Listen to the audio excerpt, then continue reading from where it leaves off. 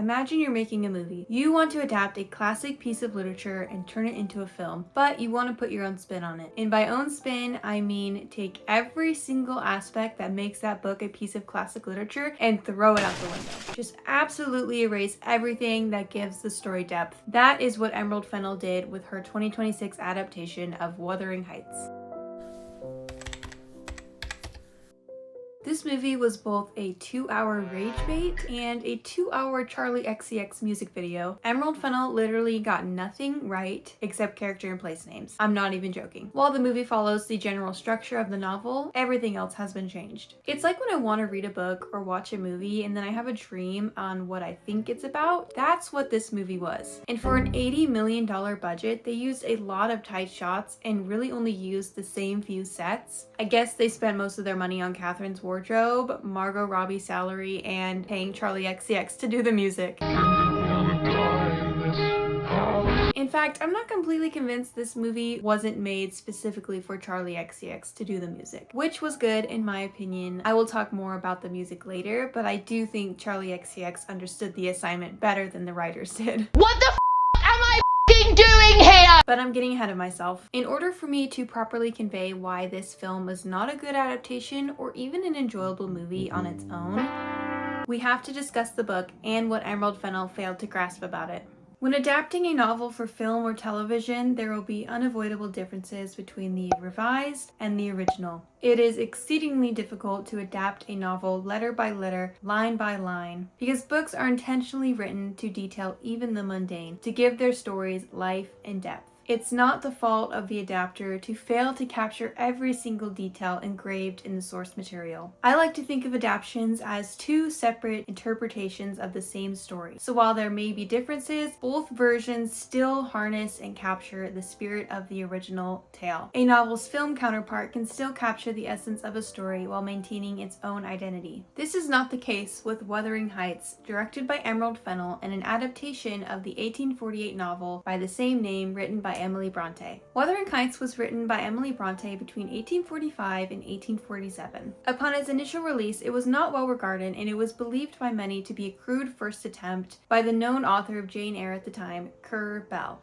The Bronte sisters assumed the pseudonyms Currer, Ellis, and Acton Bell when they entered the publishing world. They submitted their respective manuscripts under male pen names to retain privacy, as well as dissuade any prejudice they might have faced for being female writers at that time. It wasn't until Emily and Anne died that Charlotte decided to disclose their identities in order to preserve their legacies and to show the world that Currer, Acton, and Ellis were 3 separate people instead of one person like many believed back then. The Gothic drama set in the harsh and unforgiving moors of northern England was misunderstood by readers and critics alike at the time of its release. Upon first reading it, Charlotte Bronte, acting the role of editor, claimed to have a clear glimpse of what are termed its faults. She goes on to say that, to all such, Wuthering Heights must appear a rude and strange production. Charlotte Bronte believed the book's success lay in its environment, that the moors were its own character expertly crafted by the author due to her personal experience having grown up there, and something not many would be able to respond to. With regard to the rusticity of Wuthering Heights, I admit the charge, for I feel the quality.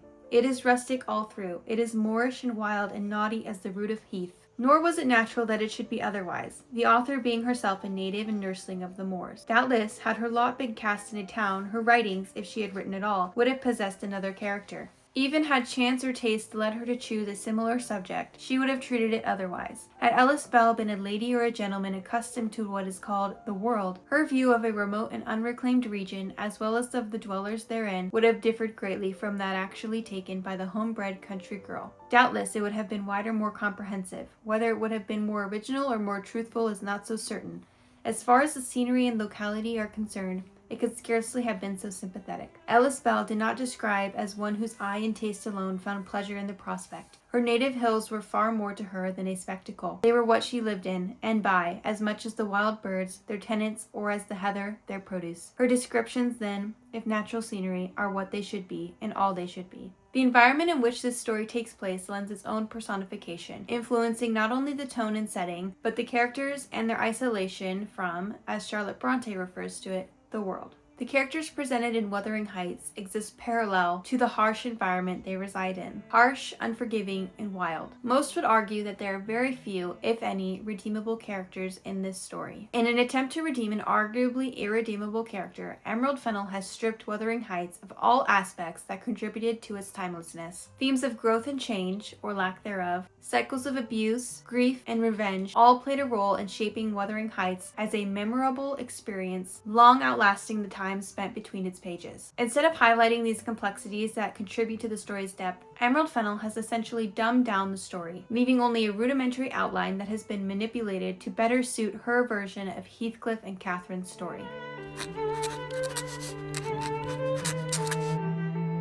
While there is a romance presented between Catherine and Heathcliff in the book, it is not so much a sweet passion, but a toxic codependency. A codependency that affects not only them, but everyone around them, including the next generation. There is no arguing that the relationship between these two characters has birthed the legacy lasting well beyond its years. One could argue that most of the story's conflict stemmed from Catherine and Heathcliff's relationship. Wuthering Heights is told from the perspectives of two outside parties, Mr. Lockwood, a new neighbor to Wuthering Heights, and Ellen Dean, a housekeeper for the Lintons and the Earnshaws. Therefore, we as the reader are able to see Catherine and Heathcliff's relationship for what it is. Toxic and tragic, and as Nellie Dean once said, they made a strange and fearful picture to an outsider. It is my interpretation that the romance between Catherine and Heathcliff was a decision made by author Emily Bronte to convey the themes of growth and change, or lack thereof. Catherine and Heathcliff were raised together and forced to find shelter in the other under the abusive ministrations of Hindley Earnshaw, Catherine's older brother. You could argue that Catherine and Heathcliff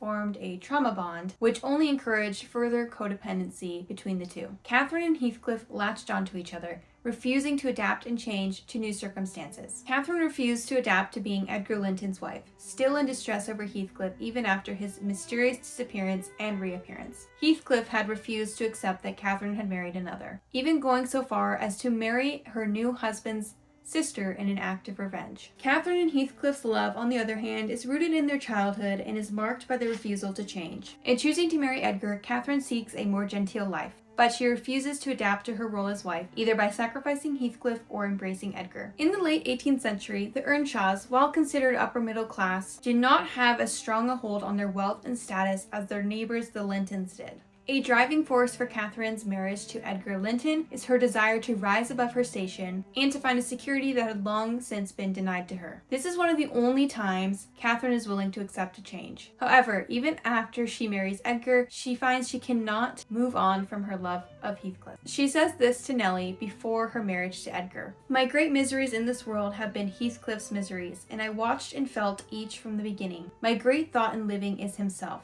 If all else perished and he remained, I should still continue to be. And if all else remained and he were annihilated, the universe would turn to a mighty stranger. I should not seem a part of it. My love for Linton is like the foliage in the woods. Time will change it, I'm well aware, as winter changes the trees. My love for Heathcliff resembles the eternal rocks beneath, a source of little visible delight, but necessary. Nellie, I am Heathcliff.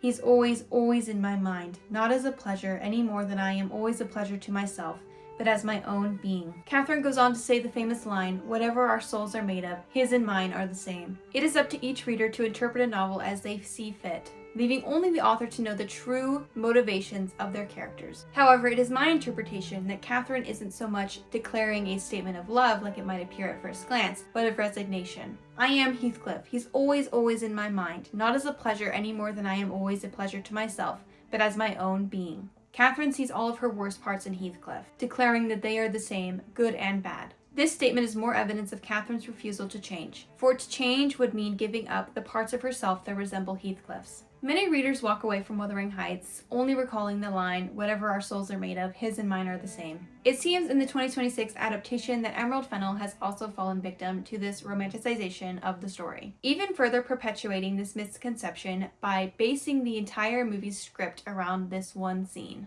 Given that the page in which Catherine says that line is the only faithfully adapted part of the 2026 film, one could theorize that it's the only page director Emerald Fennell has read of the book. The film also includes several sexual trysts, not only between Catherine and Heathcliff, but other characters as well. It would have been considered improper in the mid-19th century for an unmarried female author to pen moments of intimacy between partners, and it seems that Emerald Fennell has read between the lines when directing these moments depicted on screen. A montage of secret hookups can be viewed in the film adaptation, something that the director has taken creative liberties with in terms of the source material. In the novel, there is one occasion where Nellie catches Heathcliff and Catherine sharing a kiss in the garden, which she promptly scolds them for. And this is after Catherine's marriage to Edgar. This is all that is depicted in terms of romantic intimacy. The reader does not even know that Catherine is pregnant with Edgar's child until she dies in childbirth halfway through the book. To end this section, here's a succinct interpretation that directly contradicts what Emerald Fennell has depicted in the 2026 film adaptation. Their love denies difference and is strangely asexual. The two do not kiss in dark corners or arrange secret trysts as adulterers do. Ultimately, Wuthering Heights presents a vision of life as a process of change and celebrates this process over and against the romantic intensity of its principal characters.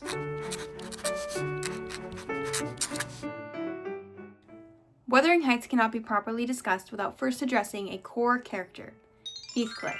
Heathcliff was an orphan boy found on the streets of Liverpool by Mr. Earnshaw sometime in the mid to late 18th century. Mr. Earnshaw brought the boy home to Wuthering Heights with the intent of raising him as a gentleman. From the moment Heathcliff makes his first appearance to the Earnshaw children and the other inhabitants of Wuthering Heights, he is depicted as wild, dirty, and even referred to as it rather than he. He's also referred to as kin of the devil and imp of Satan, lending descriptors not only to his outward appearance, but his character. It would be a grievous error by any reader to overlook the many depictions the author gives in regards to Heathcliff's cultural identity, something that Emerald Fennell has done by casting a white man, Jacob Elordi, to portray her Heathcliff. I don't know who this man is. I mean, he could be walking down the street, I wouldn't know a thing. It is my opinion that the director of the 2026 film adaptation purposely chose to avoid casting a man of color to play her Heathcliff, for there were other people of color present in this film. While not all white men and women are adverse to finding people of color attractive, it has long been an issue in the film, beauty, and publishing industries that people of color don't market as well as their white counterparts. This can be explained by both our Eurocentric beauty standards and a long historical campaign of othering and debasing minorities for their appearance. Since Emerald Fennell, a white woman, decided to take a romantic route for her interpretation of Wuthering Heights, it is no surprise that she might have deliberately cast a white man as Heathcliff, knowing that he is canonically a man of color. I will not try to guess at the thoughts the director might have had, though I would be quite interested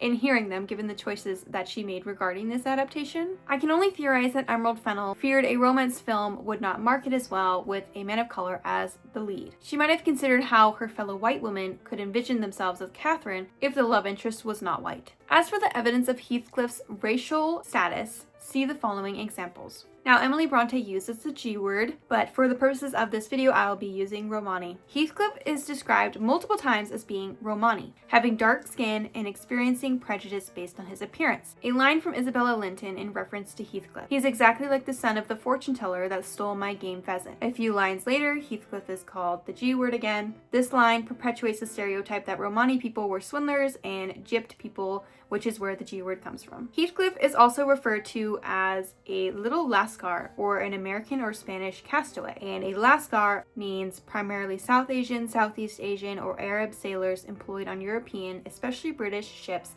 from the 17th to early 20th centuries. Heathcliff says in reference to Edgar Linton, "I wish I had light hair and a fair skin." Nellie, when contemplating Heathcliff's parentage after he upsets himself over the rich white neighbor Edgar Linton, thinks on how he could be anyone. And if she were in his position, she would make up potentially plausible stories about where he came from. Who knows but your father was Emperor of China and your mother an Indian queen. Heathcliff's race aside, Emerald Fennell has also removed all aspects of his character to better serve her vision of him. In the book, Heathcliff is widely regarded as irredeemable. One can understand his actions without necessarily forgiving him for them. In fact, you might be hard-pressed to find anyone who finds Heathcliff redeemable. It does not do to have an irredeemable character as the romantic lead of your romantic story, though, which must have been the thought process that Emerald Fennell had. As mentioned previously, Heathcliff faced prejudice not only for his outward appearance, being dark-skinned and dirty, but also because of his presence at Wuthering Heights, and none took more offense to him being there than Hindley Earnshaw, Catherine's older brother and the heir to Wuthering Heights. Hindley saw Heathcliff as an interloper, an unwelcome addition to their household. When Mr. Earnshaw died, one of the only characters with an ounce of humanity, Hindley decided to treat Heathcliff as a servant, degrading him with both physical and verbal abuse. The character of Hindley played a major role in shaping Heathcliff's character. Hindley was at the core for Heathcliff's desire for revenge, and one reason Heathcliff became such a hateful, bitter man. Another character who massively influenced Heathcliff's character was Hareton Earnshaw, Hindley's son. By the time Hareton is born, Hindley is grieving his wife, who died while giving birth to Hareton, and has found himself down a pit of gambling and alcohol. Heathcliff steps in and decides to raise Hareton as he was once raised by Hindley, as a servant. Consequently, Hareton grows up ignorant to the fact that he is a gentleman and the last of the Earnshaws, heir to Wuthering Heights. Instead, he is a target for Heathcliff's revenge and abuse. Hindley and Hareton are conveniently absent from Fennel's adaptation of the story. By removing their presence, you remove all of the unseemly aspects of Heathcliff's character, therefore making him a more desirable romantic lead. By romanticizing Heathcliff this way, Emerald Fennel has also removed one of the main takeaways from the book. Revenge and hatred are all-consuming, and they will consume you even in death. As Nellie says upon discovering Heathcliff's dead body, I tried to close his eyes to extinguish, if possible, that frightful, lifelike gaze of exultation before anyone else beheld it. They would not shut, they seemed to sneer at my attempts, and his parted lips and sharp white teeth sneered too. Without these scenes, it is not the same story. The film is instead an idolized piece of fan fiction masquerading as the original work. What the hell? From Charlotte Bronte's editorial letter, she says this: Heathcliff indeed stands unredeemed, never once swerving from his arrow-straight course to perdition. And on the topic of his humanity, Heathcliff betrays one solitary human feeling, and that is not his love for Catherine, which is a sentiment fierce and inhuman. No, the single link that connects Heathcliff with humanity is his rudely confessed regard for Hareton Earnshaw, the young man whom he has ruined, and then his half-implied esteem for Nellie Dean. These solitary traits omitted, we should say he was child neither of Lascar nor, but a man's shape animated by demon life, a ghoul, and a freet. She ends the letter with the following: Whether it is right or advisable to create things like Heathcliff, I do not know. I scarcely think it is.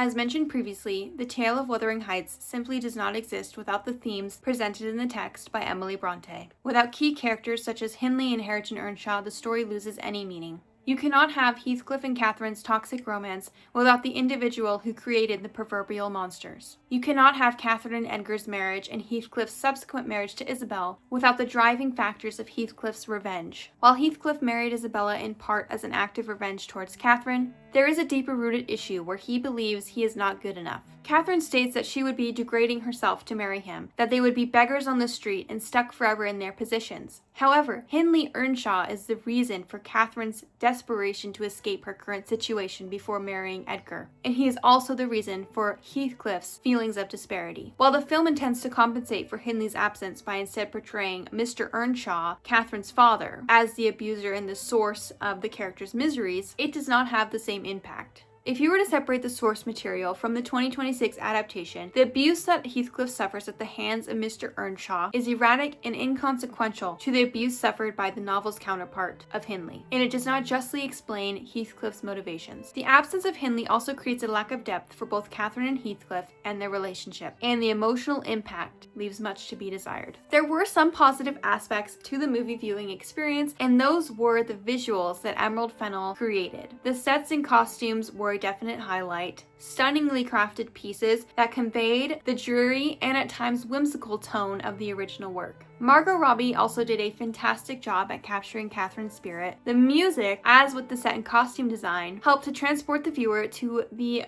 bleak existence of the residents and Wuthering Heights. However, the positive aspects of the film beg the question of its mere existence. All point to a successful gothic romance, but this conclusion stalls at the story. is they wonder why the director didn't just write her own original piece of Gothic romance instead of changing every single plot point of the piece of literature it was derived from. Given the novel's status as a beloved classic, Emerald Fennell must have known that she would receive backlash for her less than faithful interpretation of it. The film's issues can all be traced back to the stripping of Heathcliff's character, including lack of time spent at the titular estate, Wuthering Heights. Wuthering Heights is itself a character in the novel, a personification of the abuse and hard lives of its inhabitants. Bronte even goes so far as to describe its residents as inmates. Unfortunately, not much time is spent at Wuthering Heights in the movie. Instead, the characters seem to congregate mostly at Thrushcross Grange, the neighboring estate where the Lintons live. An interesting choice was also made when Catherine returns home from a stay at the Lintons and discovers Joseph, a servant at Wuthering Heights, having a racy, intimate encounter with a maid in the barn. Anyone who has read the book would have been shocked by this scene, given the way that Joseph is portrayed as elderly and deeply religious, often displaying intense judgment towards who he deems as sinners. This moment in the film served as an awakening of sorts for Catherine, especially given that Heathcliff was with her while she observed from a hiding place. It added no value to the plot at large other than to drive the sexual tension between the two characters to a tipping point. A harsh conclusion can be drawn that Emerald Fennell has ruined this piece of classic literature, not only by disrespecting Emily Bronte, but her intentions when penning this story. In the 19th century, it was immensely difficult for women to publish their manuscripts. Instead, they had to use male pen names to avoid prejudice. To adapt Emily Bronte's novel and essentially dumb it down by reducing all of its themes as well as misinterpreting her work as a grand romance, whilst including several scenes of unnecessary sexual encounters and innuendos, is disrespect of the highest degree. This film adaptation may also be the result of a greater literacy and reading comprehension crisis, and further perpetuates a stereotype that novels geared towards or renowned by women